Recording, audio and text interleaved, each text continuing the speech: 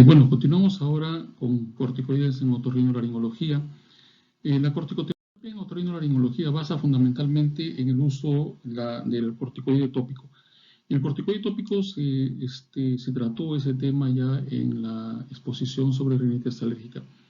La corticoterapia tópica tiene un amplio uso en otorrinolaringología y es el uso tal vez más importante dentro de nuestra especialidad. Ahora, ¿cuál es la razón del corticoide en general? Los corticoides sistémicos que se administran se hacen con la finalidad de imitar los efectos del cortisol. Este cortisol es una hormona endógena que es producida por la glándula suprarrenal en respuesta al estrés. Y esa secreción es regulada por el eje hipotálamo hipoficiario a través de un mecanismo de retroalimentación negativa. Entonces, las principales propiedades del corticoide que justifican la utilización de esta sustancia en la práctica clínica es fundamentalmente por su potente efecto antiinflamatorio.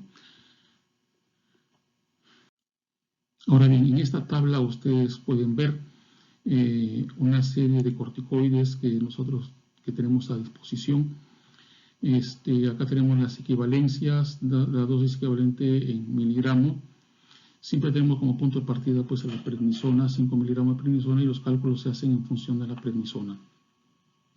La actividad glucocorticoide y la actividad mineralocorticoide. En esta actividad mineralocorticoide está esa facilidad o la capacidad de retención de líquidos. Ahora, la vida media tenemos en horas acá, 8-12 horas de vida media, 12 a 30 fundamentalmente en la hidrocortisona y la cortisona. La prednisona y la prednisolona tienen una vida media de 12 a 36 horas. Y las dexametasona y la betametasona tienen un mayor tiempo de vida media, 36 a 72 horas. El efecto glucocorticoide es mucho más intenso en la dexametasona y en la betametasona, y el efecto mineralocorticoide es pobre en estos últimos corticoides. Tanto dexametasona, triamcinolona como betametasona no tienen efecto mineralocorticoide, pero sí tienen un gran efecto glucocorticoide. Esto tenemos que tener en cuenta para el uso de estas sustancias en los pacientes que tienen afecciones en vías respiratorias superiores. Ahora bien, el gran problema del uso del corticoide sistémico es el efecto secundario que es provocado por la corticoterapia, que es dependiente de la dosis y del tiempo de tratamiento. Lógico, dosis altas en tiempo prolongado de administración, entonces tienen efectos colaterales muy importantes, fundamentalmente porque alteran el eje hormonal, alteran el metabolismo de los azúcares, de los lípidos, tienen altas posibilidades de producir hemorragias digestivas, y aquellos corticoides que tienen efecto mineralocorticoide importante pueden ser prohibidos en aquellos pacientes que tienen insuficiencia cardíaca, renal o hepática. ¿Por qué? Porque esto genera retención de líquidos y empeoraría estos cuadros clínicos.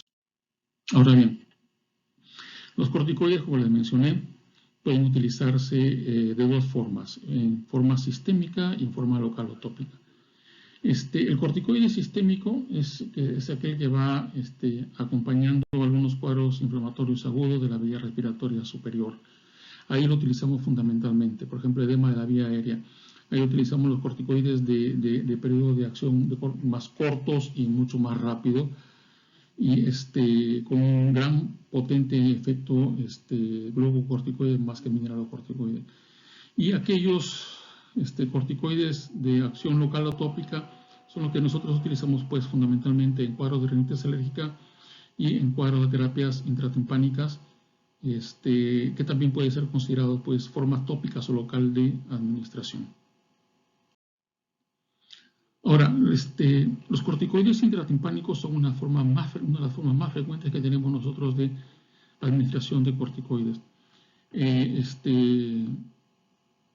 El corticoide intratimpánico es la modalidad terapéutica sugerida por la Academia Americana de Otorrinolaringología en casos en los cuales la terapia sistémica esté contraindicada o cuando existe falla en el tratamiento sistémico inicial. Por ejemplo, nosotros lo utilizamos fundamentalmente en terapias de rescate. ¿En qué casos? En los casos de hipoacusia súbita. Los casos de hipoacusia súbita, que son, pues, la mayor parte de ellos de origen idiopático, se tratan, pues, con corticoides intratimpánicos, con administración local de corticoide. En este esquema ustedes pueden ver cómo se administra este medicamento. Nosotros utilizamos generalmente una aguja larga. Yo utilizo agujas de punción lumbar número 25, que son delgadas, largas, para administrar, depositar el líquido en la caja timpánica y que este líquido difunda a través de la ventana redonda hacia el oído interno. El efecto antiinflamatorio que se consigue de esta manera es bastante importante porque existe una barrera hematolaberíntica que no permite una fácil difusión del corticoide que se administre en forma sistémica. Entonces tendríamos que administrar en forma sistémica corticoides en dosis muy altas, tanto vía oral como vía parenteral, para conseguir concentraciones importantes dentro del laberinto. Entonces, en estos casos en los que deseamos conseguir concentraciones importantes, significativas del corticoide en oído interno, lo hacemos a través de la administración tópica. Colocamos primero anestesia local. Yo prefiero colocar lidocaína en líquido en forma tópica para que se adormezca el tímpano. Y así, después de unos 30-40 minutos de este anestésico, es que se instila el líquido hacia el oído medio para que pueda luego difundir hacia el laberinto. Entonces, los corticoides intratimpánicos son una alternativa bastante importante para el tratamiento de diferentes patologías otológicas que requieren, pues, corticoides sistémicos. Lo que permitiría es evitar esos efectos deleterios, esos efectos dañinos sistémicos que suelen presentarse en aquellos usos, casos en los cuales se usa durante tiempo prolongado dosis muy altas de corticoides, como por ejemplo presentar hemorragias digestivas, necrosis vascular de cadera, elevaciones de glucosa, que vemos en muchos pacientes que sufren de diabetes o con alteraciones en el metabolismo de la glucosa. El administrar en forma sistémica corticoides hace que esto se dispare y en algunas ocasiones es bastante difícil poder nivelar nuevamente la glucosa sanguínea. Cambios en el estado de ánimo, insomnio, etc. Esto sería especialmente útil en aquellos pacientes más lábiles, por ejemplo los diabéticos. Otra forma es la forma más importante, pues, es la administración tópica. Y uno de los cuadros en los que más frecuentemente nosotros utilizamos corticoides intratimpánicos son las hipoacusias súbitas. Estas hipoacusias súbitas, en su mayoría, como les mencioné, son de origen idiopático. Esto es, no se conoce qué lo provoca. Aparentemente es una inflamación viral dentro del laberinto, y lo que se va a producir, pues, es una baja de 30 o más decibeles en 3 o más frecuencias, y que se desarrolla en un máximo de 72 horas. Esta es una hipoacusia súbita. Toda pérdida auditiva de 30 o más decibeles que se producen en 3 o más frecuencias del audiograma en menos de 3 días, entonces es una hipoacusia súbita. Ahora, si bien es cierto, es bastante utilizado, hay revisiones sistemáticas, por ejemplo, las revisiones Cochrane, en las cuales no se ha conseguido demostrar fehacientemente una mejoría importante. ¿Por qué? Porque en muchos de los casos de hipoacusia súbita mejoran en forma espontánea, entonces lo cual hace un poco difícil la evaluación de la eficacia, pero en general se ha visto en la práctica diaria, por ejemplo de la especialidad, recuperaciones bastante importantes, significativas de la audición en aquellos pacientes que tienen pérdidas súbitas de audición. Pero lo útil es administrarlos en las primeras semanas de iniciar el cuadro clínico.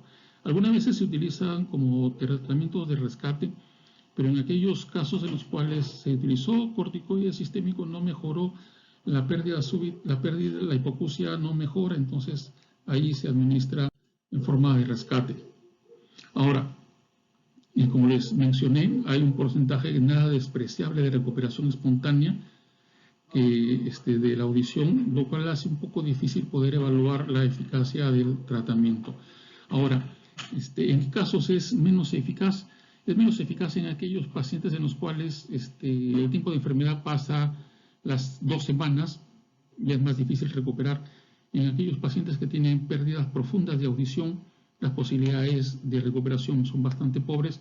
En aquellos pacientes, además, que tienen han tenido vértigo como parte del cuadro clínico, y sobre todo si tienen comorbilidades y son personas de mayor edad. Entonces, ahí la posibilidad de respuesta al tratamiento es bastante pobre. Ahora, se han detectado pues factores pronósticos negativos para la recuperación auditiva, como hipoacusia neurosensorial mayores de 50 decibeles, con poca discriminación auditiva, recuperan muy poco, y sobre todo si es que tienen síntomas vestibulares asociados. Pérdidas auditivas en resbaladeros se le llama cuando caen de la frecuencia grave, fundamentalmente las frecuencias agudas en edades extremas, por ejemplo, los menores de 16 años y los mayores de 60, 70 años, diría yo, y con compromisos sistémicos, como por ejemplo diabetes o inicio tardío de terapia con corticoides, tienen menos posibilidades de recuperación. Ahora, enfermedad de Meniere también es otra de las patologías en las cuales nosotros administramos corticoides en forma intratimpánica. ¿Con qué finalidad? Con la finalidad de conseguir pues, disminuir fundamentalmente la severidad de los cuadros auditivos. El uso de corticoides, si lo comparamos con la gentamicina, pues en el control del vértigo es menos eficaz. Gentamicina intratimpánica da mucho mejores resultados en el tratamiento, pero definitivamente se observó un mayor beneficio con el uso pues, del corticoide que con el uso de la gentamicina. Ahora, el efecto de los corticoides en enfermedad de Meniere no se limita pues, a la acción antiinflamatoria como está aquí escrito, sino el efecto mineralocorticoide que puede incrementar la circulación laberintica, entonces producir más líquido, de repente generar mayor circulación, aunque es un poco controversial este punto, y no estoy muy de acuerdo con esto, porque de lo que se trata es de evitar justamente la retención de líquido y no hacer que se acumule en cantidades significativas. Y finalmente, en cuanto a corticoides intratimpánicos, podemos poner la parálisis facial periférica idiopática o el fenómeno o las parálisis de Bell, conocidas también como parálisis de Bell. El corticoide puede ser importante, puede ser en el momento de reducir el edema y la inflamación del nervio facial que se encuentran en las etapas tempranas de la parálisis facial periférica idiopática. Y también pues aquí surge una controversia porque muchos de los casos de parálisis de Bell o parálisis faciales idiopáticas recuperan totalmente después de 3 semanas de enfermedad sin ningún tipo de tratamiento. Pero la Academia Americana, pues, ¿qué recomienda? Recomienda la utilización de corticoides en las primeras 72 horas, fundamentalmente después del inicio de la sintomatología. Como ustedes pueden ver en estas presentaciones, nosotros podemos utilizar corticoides en otorrinolaringología de 2 formas, corticoides sistémicos o corticoides tópicos.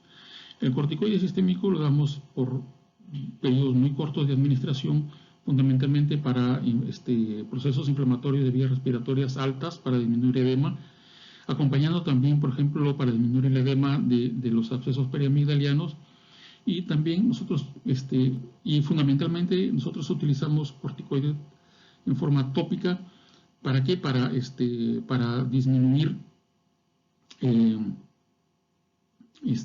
proceso inflamatorio en el oído medio.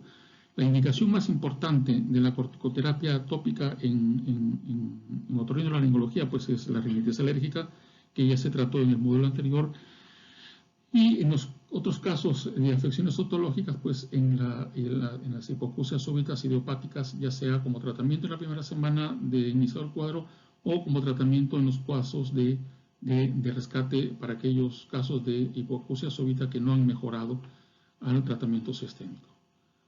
Y bueno, eso es lo que tengo que hablarles sobre los corticoides en otorrinolaringología. Gracias.